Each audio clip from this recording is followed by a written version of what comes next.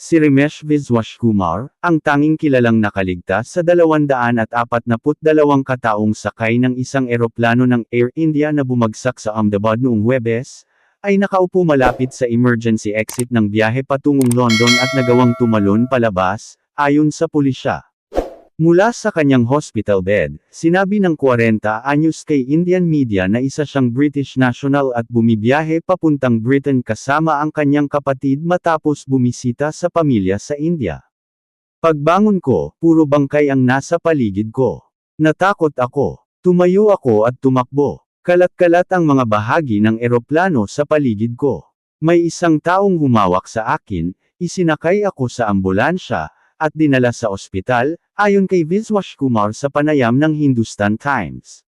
Hindi pa tiyak kung si Viswaskumar ay tumalon bago pa bumagsak ang eroplano. Sa mga video sa social media na ipinakita sa mga news channel ng India, makikita ang isang lalaking duguan ng puting t-shirt at nakapantalon ng maitim, papalingpilang habang nilalapitan ng isang medic. May mga pasa sa kanyang mukha at may goatee beard, kahawig ng mga larawan ni Viswaskumar sa ospital na inilathala ng lokal na media. Hindi kaagad na kumpirma ng Reuters ang video, kung saan makikitang pinalilibutan ng mga tao ang lalaki at tinatanong kung nasaan ang ibang pasahero. Sumagot siya, nasa loob silang lahat.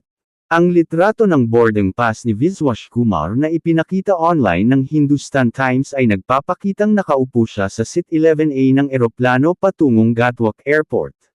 Sinabi rin niya na ang kanyang kapatid na si AJ ay nakaupo sa ibang bahagi ng eroplano at humiling siya ng tulong upang hanapin ito. Ayon kay Valji, hindi pa rin sila nakakatanggap ng balita tungkol sa kapatid niya. Hindi kami maayos. Lahat kami ay labis na nalulungkot, aniya. Si Viswaskumar ay kasal at may isang anak na lalaki, dagdag niya. Bumagsak ang eroplano sa isang residential area, tumama sa isang hostel ng medical college malapit sa paliparan habang oras ng tanghalian, ang pinakamatinding sakuna sa himpapawid sa buong mundo sa loob ng nakaraang 10 taon. Higit sa 240 katao ang namatay sa insidente, kabilang na ang ilang nasa lupa.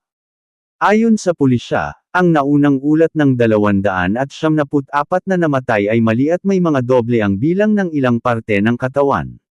Sinabi ng pulisya na si Viswaskumar ang nag-iisang pasaherong nakaligtas sa ngayon, ngunit nagpapatuloy pa ang rescue operations. May posibilidad na mayroon pang mga nakaligtas sa mga nasugatan na kasalukuyang ginagamot sa ospital, ayon kay Chaudhary.